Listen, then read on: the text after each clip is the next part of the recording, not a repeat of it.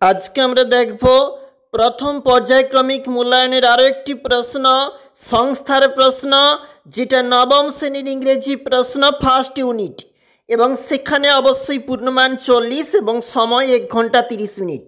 দেখব তোমরা কিন্তু নেম, রোল নম্বর, সেকশন এগুলো তোমরা ঠিক করে ফিল আপ করবে।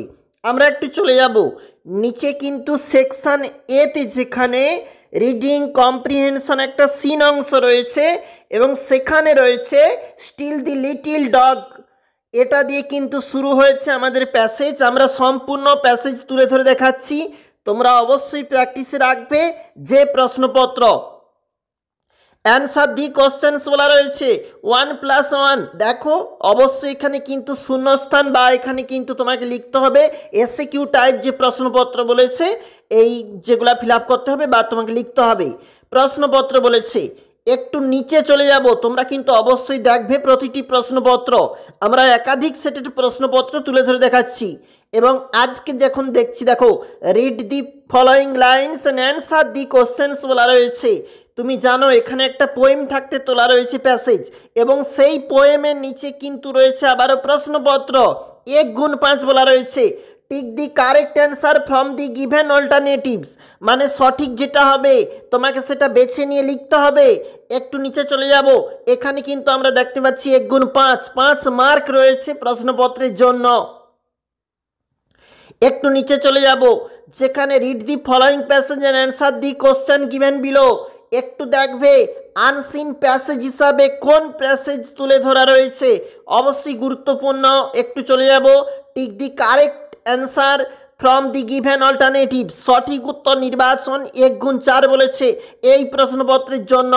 Right T for true and F for false স্টেটসম্যান যেখানে বলা রয়েছে 1x2, এবং সির দাগে যেখানে প্রশ্নপত্র রয়েছে find words from the passage in question number 3 which mean, অবশ্যই গুরুত্বপূর্ণ, অবশ্যই দেখবে। সেকশন বিতে প্রশ্ন, মানে সেখানে তো গ্রামার রয়েছে। Tick the correct alternatives given in the brackets যেখানে বলা রয়েছে 1x2, এবং fill in the blanks with article and preposition 1x4 বলা রয়েছে। এবং একটু নিচে কিন্তু চেঞ্জ দি ভয়েস বলা রয়েছে, change the voice, change the narration রয়েছে, দুটার করে রয়েছে, অবশ্যই দেখবে। একটু নিচে চলে যাব, আমাদের অন্তিম পর্যায়ে অর্থাৎ অন্তিম অংশে, সেখানে কিন্তু সেকশন সিতে রাইটিং স্কিল অবশ্যই থাকবে।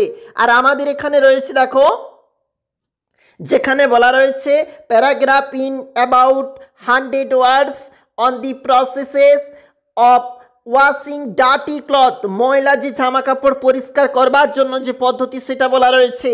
অথবা প্রশ্ন, write a story in about 100 words which help of the points, দেখো দেওয়া রয়েছে অ্যাড এ সুটেবল টাইটেল, তোমাকে কিন্তু যোগ করতে হবে। রবার্ট ব্রুস থাকতে নেওয়া হয়েছে 10 নাম্বারের জন্য। রয়েছে আরও একটি গুরুত্বপূর্ণ প্রশ্ন, অবশ্যই দেখবে নবম শ্রেণী ইংরেজি ফার্স্ট ইউনিট 2025।